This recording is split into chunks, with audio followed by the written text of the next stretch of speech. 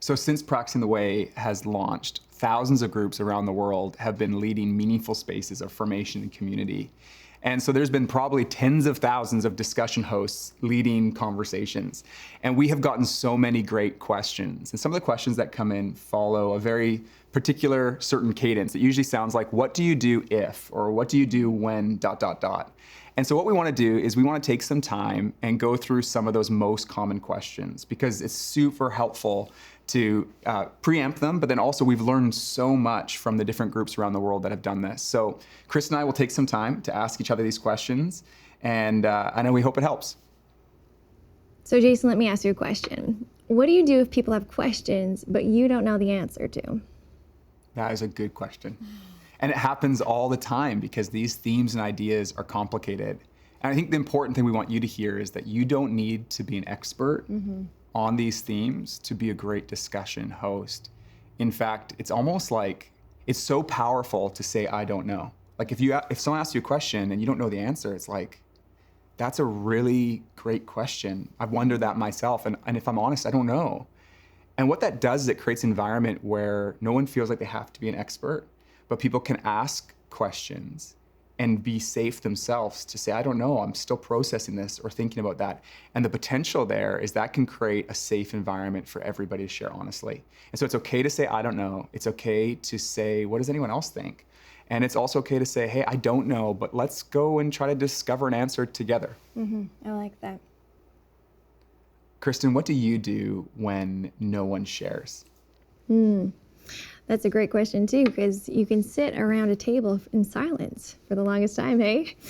But I think there's something to that. I heard a rule somewhere before. As a discussion host, as a leader, sit and count in your mind to 30 seconds.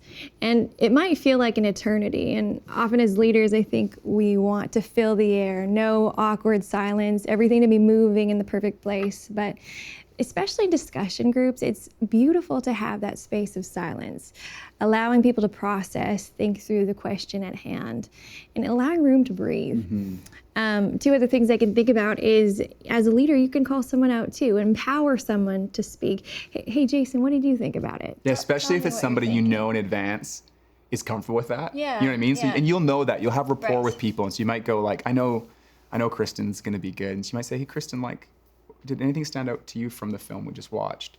And sometimes even with our body language, we can open up to a part of the table. So you're not isolating one person. You say, hey, what does anyone else think?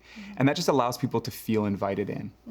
And if there's really so much awkward silence, it's like, 3 minutes in, you can also share from a vulnerable, a personal space, almost setting the tone for everyone else to know, oh, it's safe. It's safe to go there. That's really helpful. And what I've noticed is that some of the best moments you're going to have on Practicing the Way is on the other side of some silence and even awkwardness. And so if we can meet those moments with a non-anxious presence, not be afraid of that, you're going to give people permission to think, to process, and feel at peace. Okay, here's a question. What do you do when someone doesn't do the practices or the weekly exercises? This is inevitable to happen. I think the beauty of the way the Practicing the Way resources have been designed is it's not just information, it's formation. And so it's not just learning about an idea, it's actually putting it into practice that week and then coming back the following session and then processing that experience. And so it can be interesting when you begin the session and go, so how did the practice go this week? Or how did the exercise go? And inevitably there will be one or two people that they didn't do it. And there's lots of reasons for that. People are coming with varying degrees of commitment to the process. And also life can give all kinds of surprises. So I think the first thing is to assume that there's lots of good reasons for someone to not do the practice. And then the main thing is that in that moment, there's no shame or guilt. Like we don't want anyone to associate these practice and exercises with something that they have to do to be like in this group or anything quite like that. And so I think the heart is to create a space where somebody can have permission to say honestly, like, oh, I wasn't able to do it this week. And I want you to know also that in that moment, there's still a lot there for them to learn and contribute. For example, as that individual gets to hear other people process their experience with the practice, that's going to help in their own journey of making sense of what that could look like in their life. But then also, if you can, in a safe way, like without any shame or guilt, ask them to share a bit about why maybe that wasn't able to happen. You might discover some more things happening beneath the surface. Like for some, they might be so busy that they don't even know where to begin. And so then there's a conversation with the group, like, how did you make time for this? Or how do you organize this around busy households or whatever it might be? Or there might be a deeper thing going on, like there could be fear of silence or being alone, or baggage around something like Sabbath from like the church they grew up in. And making space for them to process that as well is deeply powerful and can be part of their journey of integrating the practices in their own life. And so meet them with love and kindness and welcome and expect it to happen.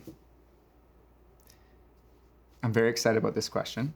Kristen, what do you do if in the middle of small group discussion, somebody brings the conversation towards something that's like controversial, political, or like all about a tertiary theological issue like end times theology? What do you do in those moments? Don't you love those? I think that's a great question because I think there's a good chance that might happen. For sure. I think again, like I think about the goal of the group, and I think about, we're setting the expectations at the onset of the practices, and the goal that we set as discussion hosts is to really grow in our apprenticeship to Jesus, is to focus on the practice at hand or the course.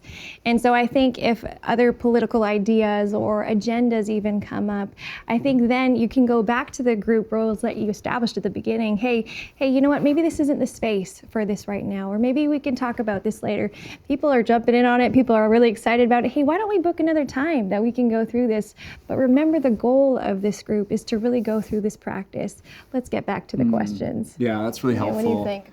I think it's like affirm the person, and there's a couple ways you can do it. Like, it's always hard to affirm without agreeing, but one of the things that I found helpful is just to acknowledge that they're likely passionate about this cause or deeply interested. So it could sound like, hey, I can tell that this is something you're really passionate about. And not in a trite way, but a sincere way. Like, everyone's wired so differently. So it's like, hey, I can tell you're really passionate about this. And and maybe you're interested in that conversation. You say, like, this is something I'd love to chat about, but it's not the right conversation for this table.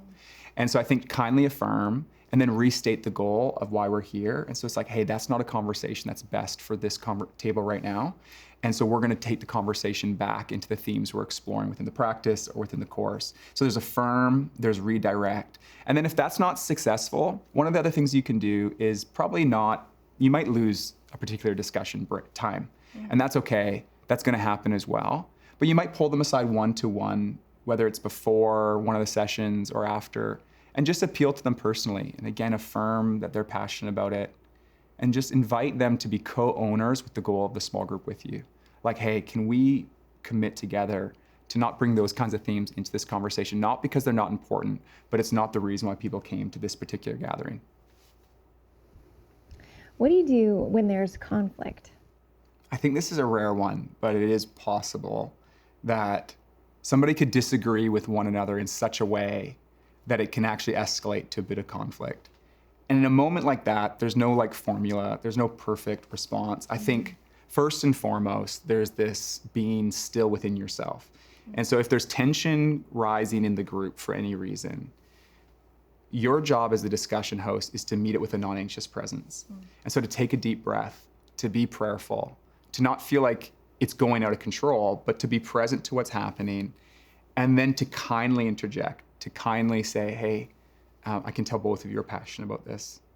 Because there's other people at this table, and because we got a particular goal for this time together, I want to invite us just to pause this conversation and then to regain back to the theme that you're at before. Now, if for any reason that doesn't work, then that's a very isolated instance where you might have to go, okay, we're going to pause our discussion right here, and then you might go and have a separate conversation with the two or three of those people involved.